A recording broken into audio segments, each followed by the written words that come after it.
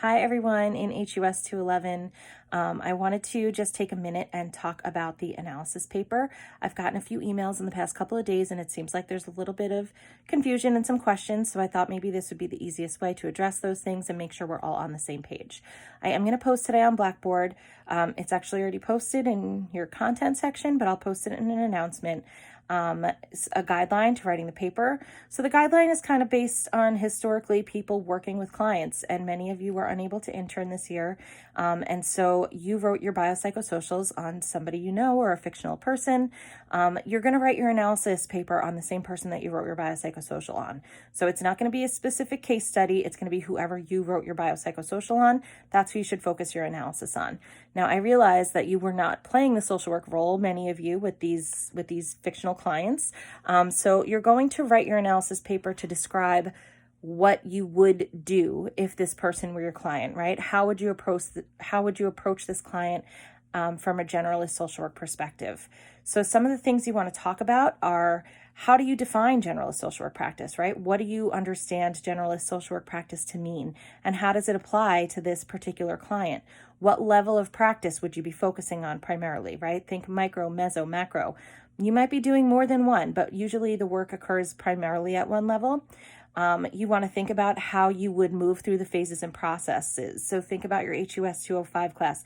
Look at the chapters in the book, right? The dialogue phase, the assessment, intervention. Think about those phases and processes and how that can develop over time, that relationship.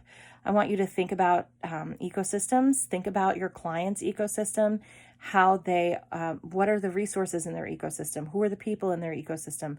How is their environment shaping their lives, right? Ecosystem really gets at the transactional nature between person and environment. And we can't look at a person in a vacuum, right? We're all impacted by our environment and we're all impacting our environments. So utilize the vocabulary from ecosystems. Think about empowerment-based practice. Think about how you can utilize the strengths perspective in working with a client and what kind of impact that can have. Think about your professional values and practice principles. Identify different roles you might play. So again, this should have been covered in your 205 class. Think about the enabler role.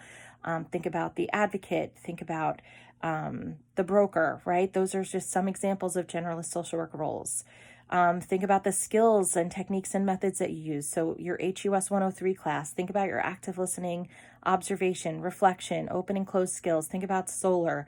How can you utilize these things? Think about maybe making a genogram or an ecomap and giving referrals and setting goals and objectives. Those are all different types of social work skills that you've practiced over the course of the past 2 years or so. Think about your own personal strengths and challenges. What are things, that you think will work well for you? What are some of the interventions that you feel comfortable with? What do you think maybe should happen with this client, but you're not sure how you would address it? What kinds of challenges might you face? And think about ethical dilemmas, right? Would there be boundary issues here?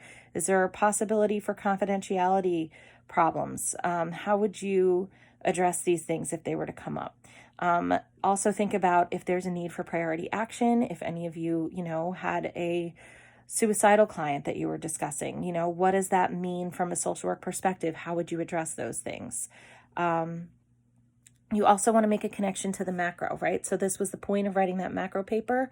You don't have to rewrite that macro paper, but think about how that macro level policy is impacting your client and tie that in.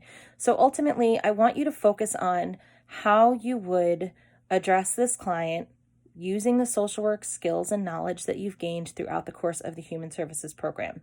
This paper does require 3 to 4 sources, but it's not a research paper. You should already have these sources in place, right? So utilize your textbooks from your current HUS 211 class, which also were the ones that we used back in the fall for HUS 201 and HUS 205.